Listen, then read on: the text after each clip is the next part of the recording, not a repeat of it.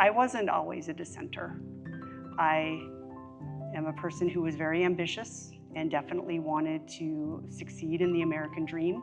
So as I'm working in the corporatocracy and I'm understanding the damage that I'm creating by my participation, I realized that I needed to reclaim my art history, my art background, my art access, my art talents, to really do the least amount of damage.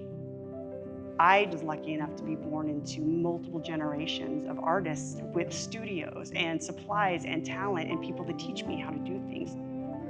My mom and I both work in mixed media and use massive amounts of ephemera in our work. She has hundreds and hundreds of quilts, and she's been doing it for as long as I remember. I'm from a traditionally working class, impoverished upbringing where we had to reuse, recycle. That wasn't a morality or some sort of like an ethics challenge. That was just for survival.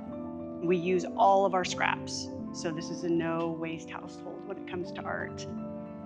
Every time I'm painting, I always leave a canvas on my studio bench and then wipe my brushes on it. And then over time, you get these really cool, random canvases. I weave, stretch, tear, rip, annihilate, and then I hand stitch them back together.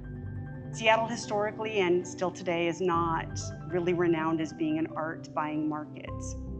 I think there's just a large collective transient disappointment for people who are moving to Seattle. We have one of the largest fairs, the Seattle Art Fair. People aren't really selling art there. It's more of an exhibition. But galleries and artists are there trying to sell art. Now, these same galleries and these same artists can go to Miami and that stuff will sell. They can go to LA, that stuff will sell. I can't tell you how many times I have talked to collectors who are just thrilled when they go to the major art centers around the world and they see Seattle artists and they buy it immediately when that studio was 10 miles from their house.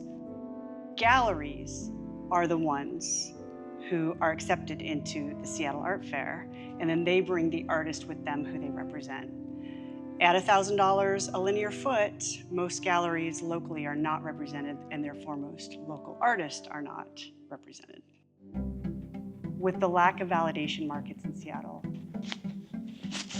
and with the excessive gatekeeping, Seattle local artists are being kept out. How many layers can I get in there? So we have to find a way to break in. You never know you're in a cultural change until after it's happened and people look back and start defining it for you.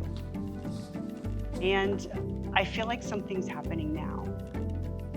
Art has never really been about exclusivity. Things are changing and things are changing fast. And again, there is no one right way. Culture forces conformity, and it has become my job as an artist to dissent. And I think that's extremely powerful.